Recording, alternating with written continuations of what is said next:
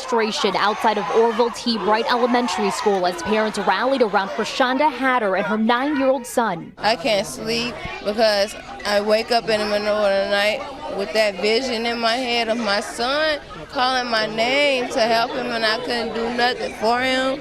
That really hurted me the most. The 33-year-old reported to police she was walking with her son when they were attacked by a group of kids. It happened near 106 and Bensley Avenue around 3 p.m. Monday, just blocks away from school. No mother should be that helpless and be targeted by children inside of her own community. State Senator Willie Preston met with the victim and her son as they called for a meeting with school administrators. The victim told NBC5 the incident stems from bullying at school. Meanwhile, Chicago police launched an investigation.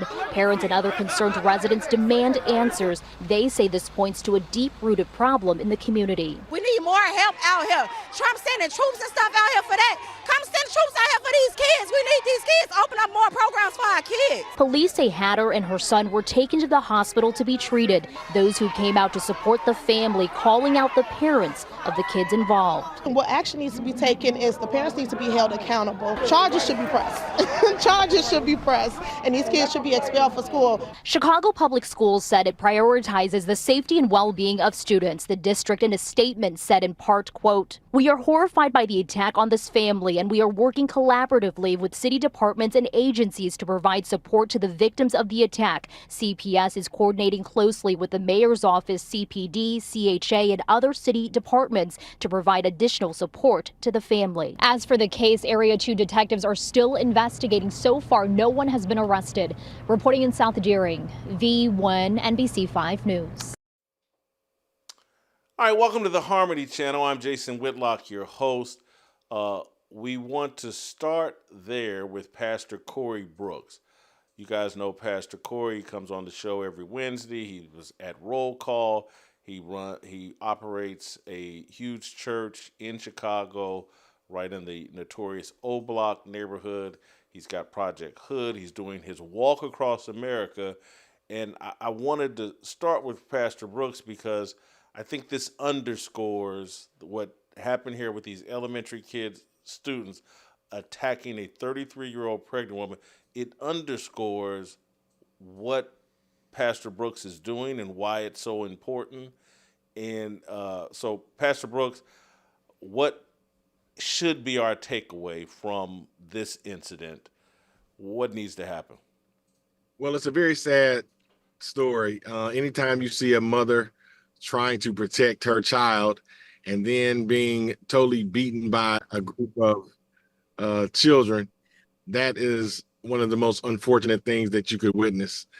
One of the things that I've noticed as I looked through a bunch of video footage and I've looked at a lot of interviews is that there's only one father that I've seen that's been present, and that's the father who was standing behind the sister that was beaten.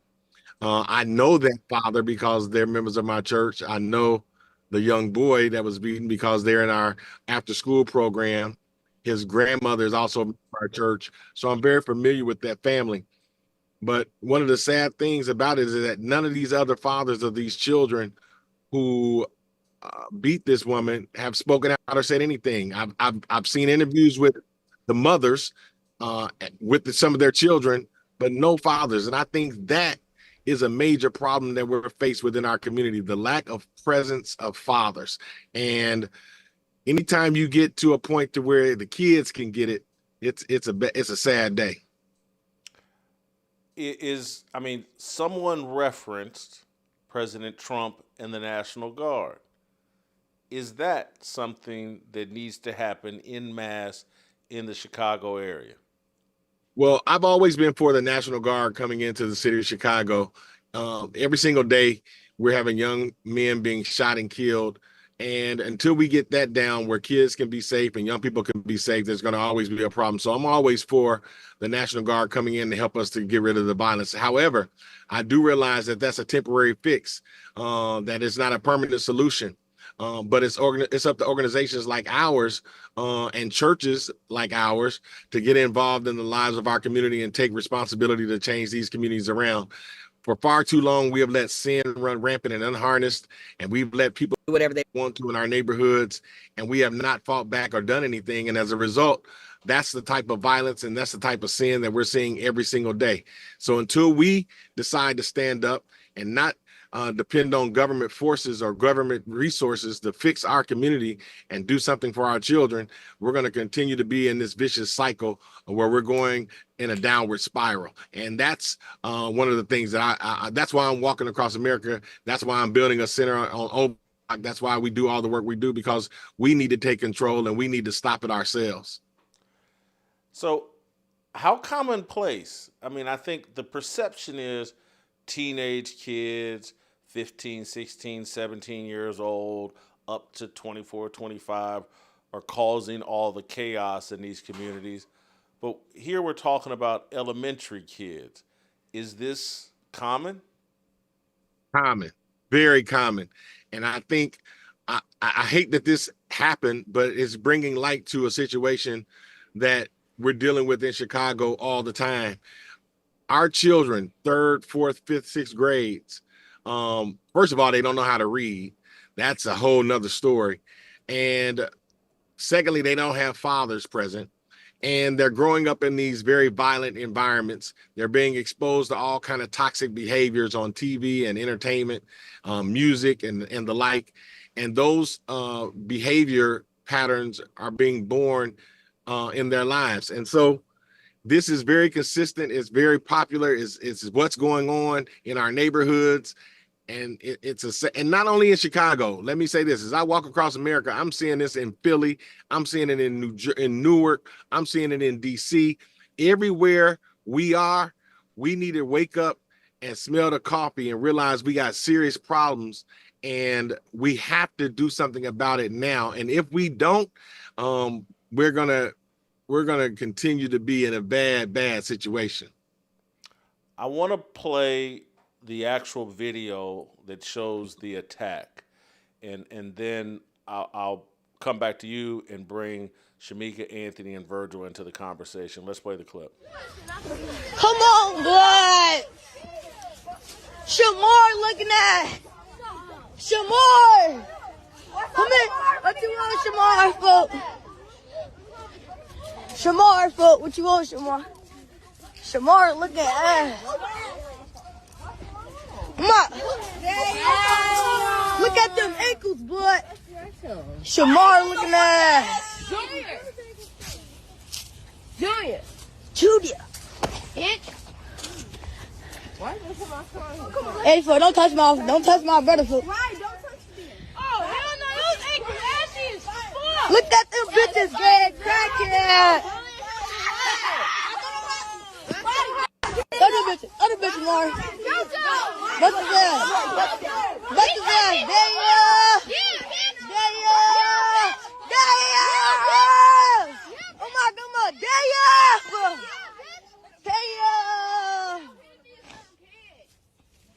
my God, the little kids in them, not the big kids. The big kids not touching them. I'm saying, the little kids. I also smash that bitch on my brother.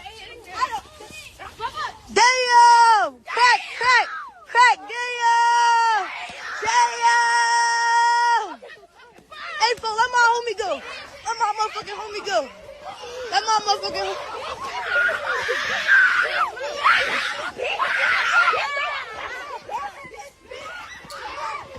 Beat his ass, yo! Damn, boy! Damn! They working it! Damn! Oh my God!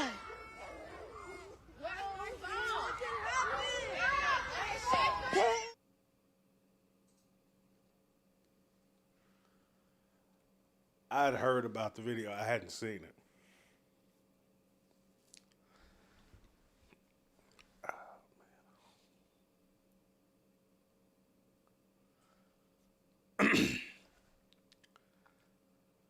Man,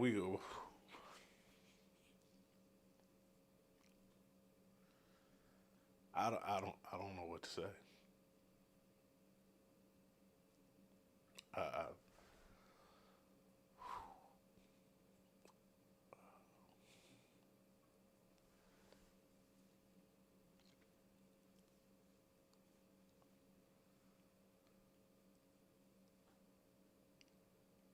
What do we do here, Corey? I think we have to continue to encourage people who have the knowledge and the wherewithal to get more involved in helping these types of communities. I think it's very important that we somehow help pastors to wake up and churches to wake up, because I do believe in my heart that Jesus Christ is the hope of the world. And so I believe he's the hope of O-Block. And I believe that all of these areas that are facing these type of violent issues, we got to get Jesus back into the lives of our people. And we have to first get everybody to wake up and realize there are very serious problems in our community. And I think people are just asleep to it. And it amazes me on how some of our professional or educated brothers and sisters that you would think would be in tune to understand that we have to do something, man, they are so far out of touch. And I think as long as we allow them not to know what's going on, and we're going to continue to have these problems, and we got to reach these kids as early as possible. As you can see, 3rd, 4th, 5th, 6th grade, the same thing I've been saying over and over and over is a serious issue, and not just in Chicago, but Chicago is just a microcosm of everything that's going on in our urban areas with our young people. So we got to get everybody to wake up and do something. Corey, what city are you in and today, and where can people go to give to your walk across America? So we're in Durham, North Carolina right now, and they can go to Project H.O.O.D, H-O-O-D, projecthood.org. We finally made it to Durham, and I'll be in the Durham, Raleigh area until next week. So throughout the rest of this week and next week, we're in the Durham, Raleigh area. And I want to thank you for giving me an opportunity to expose O-Block and what we're trying to do, because I really do believe if we can change that block, we can become an example of what can be done in a lot of tough areas in America. So thank you for giving us the exposure. Thank you for telling people about the walk. I really appreciate it. Corey, we'll check back in with you next week. Thank you for your time. Anthony, Virgil, Shemeka, welcome into the show. Anthony, I want to let you, I don't have a great question. Just what do we need to do here, Anthony? What just your reaction to my conversation with Corey and just the video? It's tragic. The first thing that comes to mind is the book of Judges to me. And there is a refrain in the book of Judges: in those days there was no king, and everyone did as they saw fit. And it shows that when real leadership, husbands, fathers, men of God are not present and are not leading, this kind of stuff happens.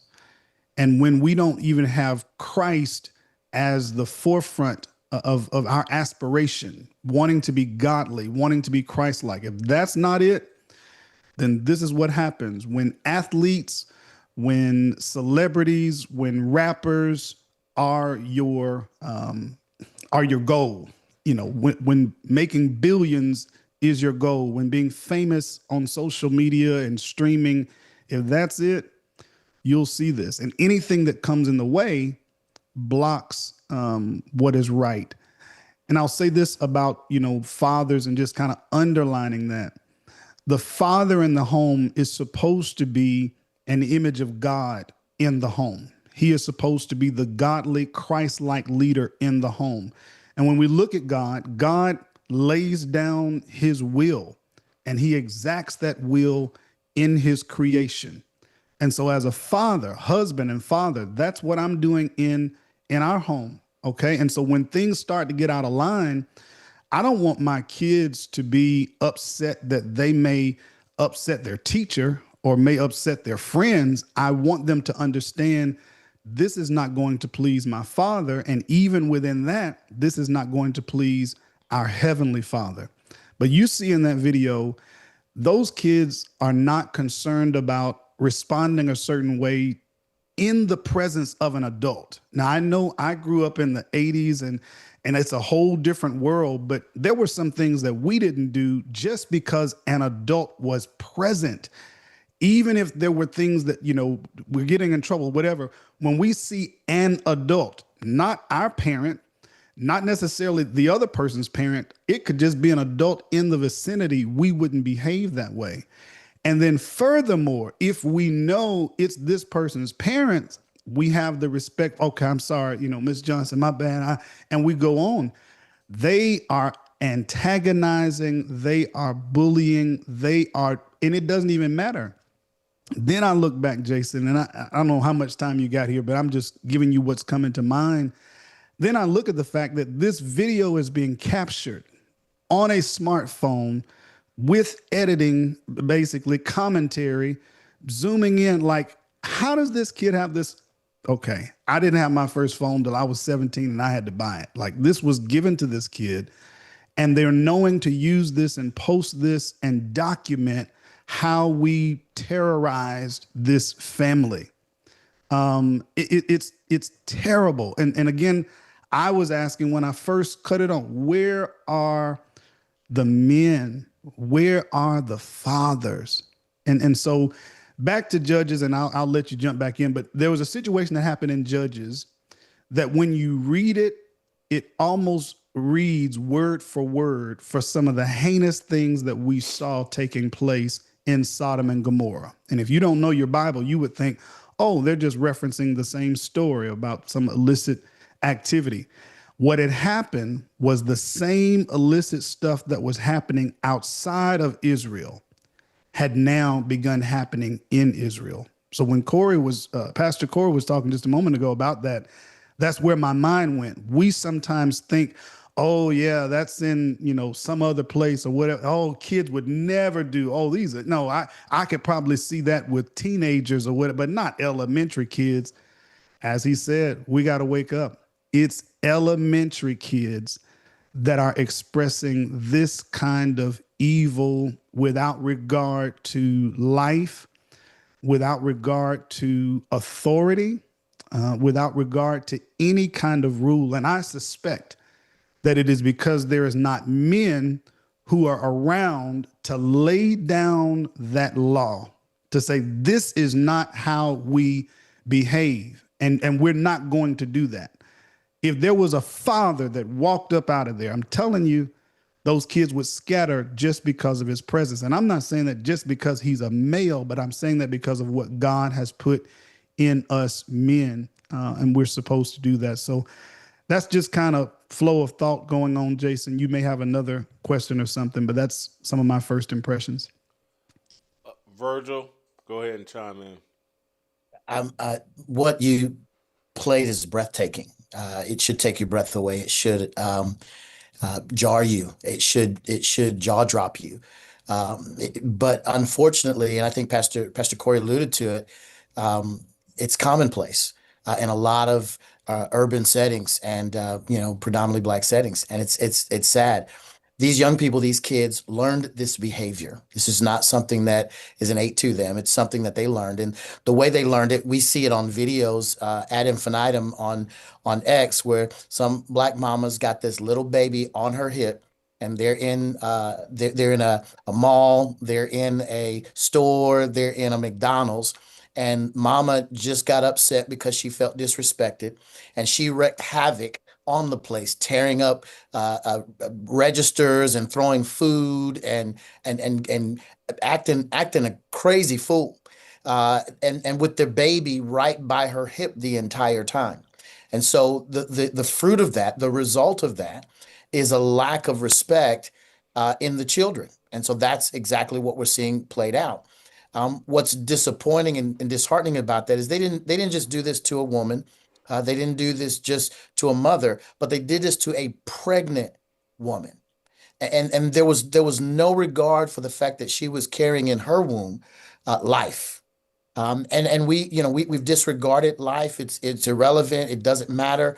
It's a clump of cells until we decide to end its life at an abortion clinic. And so the children have no value, no thought process in their mind about the fact that this is a woman who should be protected, who should be cared for, who shouldn't be bothered, for whom the young men in that space should have tried to ensure that she walked home in safety, given the fact that there was no father there.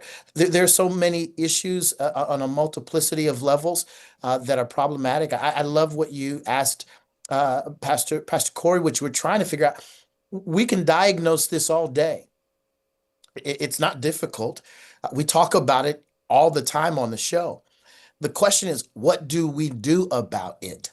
That's at the end of the day, the ultimate question and answer. And I think it would start with every single pastor within a 5-mile radius of that location on Sunday morning before the service, playing the very same clip that you just showed, Jason, on this show, and opening up with whose child is this? Whose parent? Because we need to have a conversation today. Yeah, y'all came to church. We're going to have church, and it's going to start with addressing this issue in our community that is a problem. And it goes from there. And we're the rap artists. We're the folks that are standing up against Trump. We're the basketball players. We're all the hip hop artists. They should all be shining a light on the fact that this is wicked, evil behavior that needs to be exposed and dealt with. And if we don't want Trump to come in and do nothing about it. We don't want the white man. This is a problem. A Black mother has been beaten up walking her child home. And if the solution is within the community, then let's rise up and show what that looks like. Otherwise, bring in the troops, round up the kids and their parents, and lock them up so that they're not, doing this kind of wicked nonsense out in the public square. Shemeka. Yeah, I agree with everything that's been said, Jason. I think it was horrible what we had to watch, what had to happen to this woman. It's ridiculous.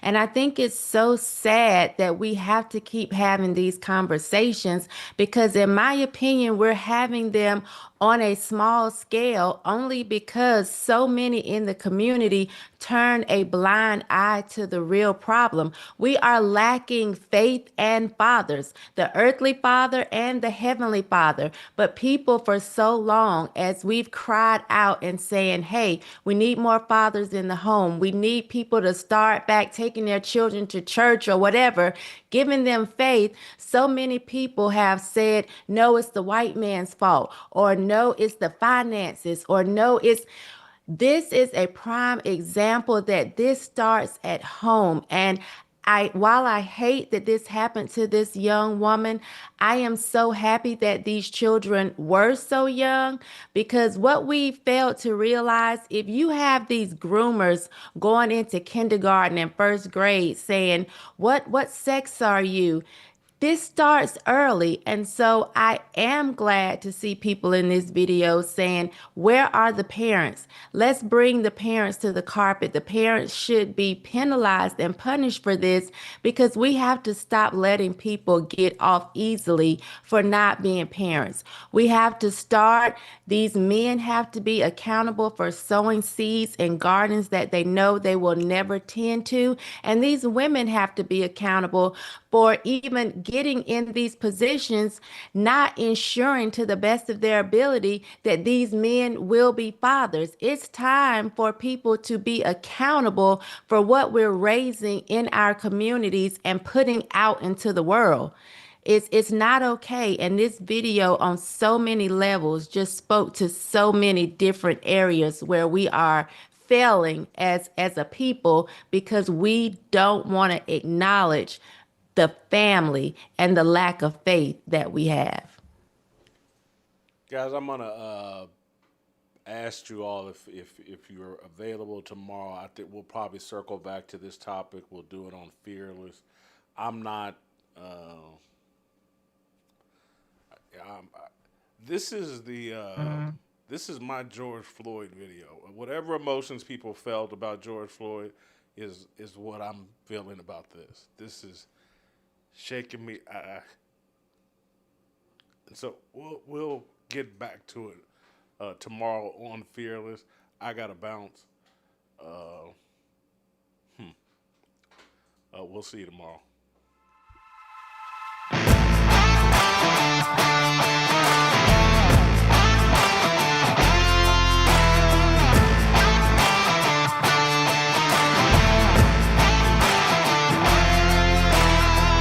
How did we end up so divided? Stop fighting and stand tall. We used to be a nation, one united. Now we're headed for downfall. God, let your light shine down.